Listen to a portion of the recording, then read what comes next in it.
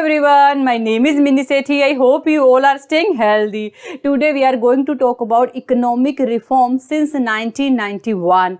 In this chapter we will study about what is the meaning of economic reforms and what are the reason of economic reforms and what are liberalization, privatization and globalization. So let's start it. So what do you mean by economic reforms? Economic reforms mean changes made in the economy so that we can solve prevalent economic problem of the country.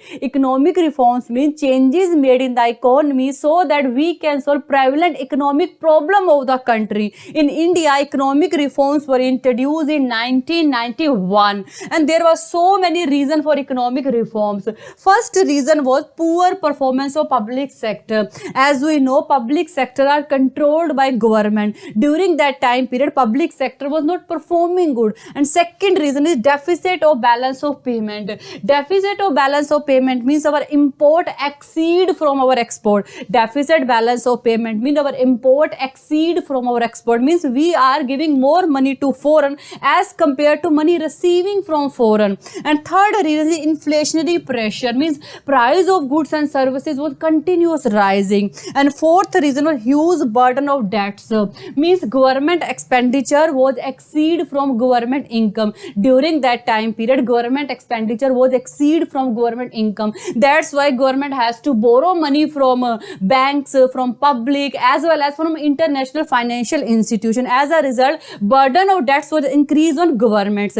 Due to this reason, we have to bring economic reforms in India. And major economic reforms was introduction of new economic policy. Major economic reforms was introduction of new economic policy. And new economic policy basically have three components, or we can say that new economic policy has three elements. These elements are liberalization, privatization and globalization. One by one we discuss about each. Firstly, we talk about liberalization. Liberalization means the removal of entry and growth restriction on private sector. Liberalization means the removal of entry and growth restriction on private sector. Before 1991, there was so many anti-restriction on private sector. Means if they want to start their business, they have to follow so many rules and regulation. But during liberalization, government mostly remove entry and growth restriction on private sector so that they can freely invest and economy can become more competitive. There are so many reforms under liberalization: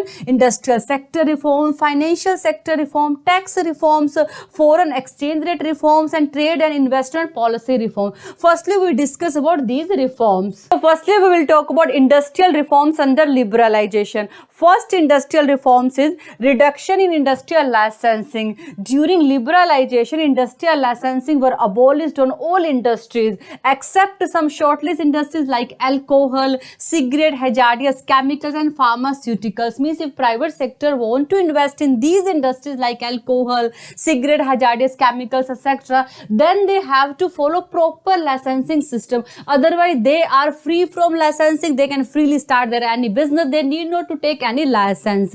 And second industrial reforms is decrease the role of public sector. During liberalization, public sector was reduced from 17 to 3 industries. Means before 1991 there was 17 industry under the control of government, but now it reduced from 70 to 3, means now only 3 industries are in the control of government. And name of these industries are defense equipment, atomic energy generation and railway transport. Now we will see financial sector reforms under liberalization. One of major aim of financial sector reforms to reduce the role of RBI from regulator to facilitator of financial sector. One of major aim of financial sector reforms to reduce the role of RBI from regulator to facilitator of financial sector. As we know, RBI is the Reserve Bank of India. Earlier, RBI was performing role as a regulator, means it was imposing so much rules and regulation on banks. It was making too much controls on bank. But now RBI role changed from regulator to facilitator, means now RBI will guide and help bank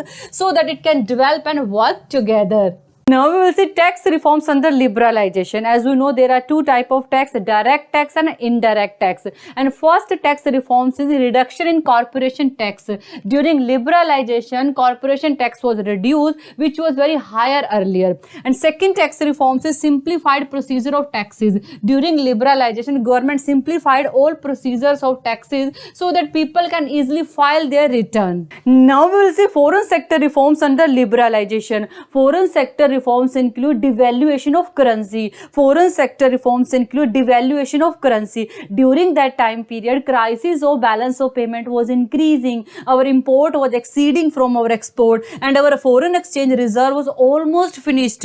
Foreign exchange reserve means the reserve currency of another country. So our government devaluate our currency, and currency devaluation means reduce the value of our currency against the currency of another country. Devaluation of currency means reduce the value of our currency against the currency of another country. Now our currency available at lower cost. As a result, demand for our currency increase, demand for goods and services increase, our export increase. So you can see here now foreign currency is coming in our country. So we can say that devaluation lead to increase the inflow of foreign exchange reserve by increasing our export. Now we will see trade and investment policy reforms under liberalization. First trade and investment policy reforms is reduction in quantitative restriction on import and export. Quantitative restrictions means we can do export and import within specific limit. But during liberalization, quantitative restriction on import and export was reduced. Now we can freely import and export. Second reform is removal of export duties. Export duties is tax paid on goods exported from the country. And during liberalization, export duties was removed. Third reform is reduction in import duty. Import duties is tax collected on import. And during liberalization, import duty also reduced. Now we are going to talk about privatization. Privatization means transfer of ownership, management and control of public sector enterprise to private sector enterprise. Privatization means transfer of ownership, management and control of public sector enterprise to private sector enterprise. In simple terms, we can say that privatization is converting government companies into private companies. And privatization can be done in two ways. First is transfer of ownership and management to private sector. Here government completely sell their business to private sector. And second way is disinvestment. Disinvestment is a process where public sector sell their certain percentage share to private sector or public. Now we are going to talk about globalization. Globalization means integrating national economy with the world economy through the removal of barriers in international trade. Globalization means integrating national economy with the world economy through the removal of barriers in international trade. In globalization, we remove trade barriers like tariff, quota and start doing import and export without any restriction so that we can integrate our national economy with the world economy. Now we are going to talk about policies and strategies to promote globalization. First policy is increase in equity limit of foreign investment. During globalization, India increased equity limit of foreign investment. Initially it was raised to 40%. Now it raised from 51% to 100%. Means now companies from another country can invest in India and it can do investment between 51% to 100%. Second policy is reduction in tariff. As we know, tariff is a tax as to paid on goods coming into country. And to promote international trade during globalization, India reduced tariff. And third policy is removal of quantitative restriction. Quantitative restriction are basically quota, means we can do export and import within specific limit. But during globalization, to promote international trade,